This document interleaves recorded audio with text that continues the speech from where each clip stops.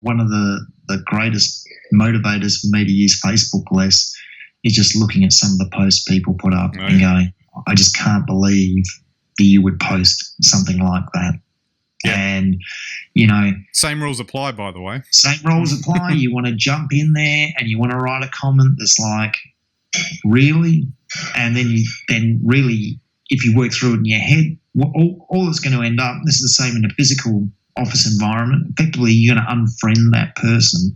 Yeah. And invariably, you're going to run into that person again at some stage or need something from them or something, and you've unfriended them, and boom, you've started then a long-running battle, which you either then have to apologise for, and you probably feel like you didn't start it in the first place.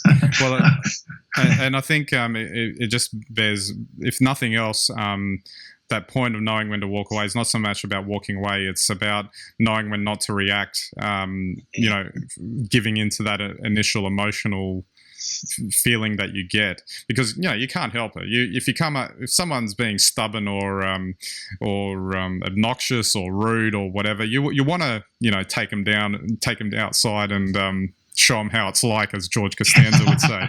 But you can end up causing bigger problems for yourself, like you said, if you do end up engaging in it. And it's not something you kind of pick up quickly either. If you'd be almost Zen-like out of the gate if you could do it straight away, but it takes sort of years to learn it. But eventually you find where those trigger points are, and you see the patterns in it. And I think the first step is just don't react in the first instance the minute you get slapped with one of these, and accept it for what it is.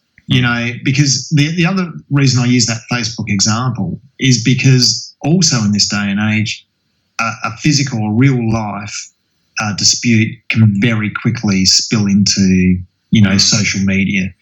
Like all it takes is someone to post, geez, such and such pisses me off, or I've had another bad day of work, and they might not even name you or whatever, but people can infer who that might be, and the next thing is on. And the ugliest brawl of all is one that's documented on Facebook, and I've seen a few of those. Thankfully, I've never been part of them.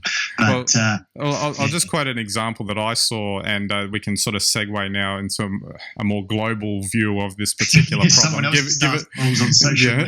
Given the recent political environment in the US, and we've touched on something like that before. But I've got a friend on there that, for whatever reason, started posting a lot of pro-Trump comments that I never would have expected to come from him. And I don't think it's necessarily he's pro-Trump, but I think he's just trying to point out that, there's another side to the argument. Yeah. But he's kind of like trying to say that Trump's the other side of the argument, which I'm not 100% convinced that's a good idea.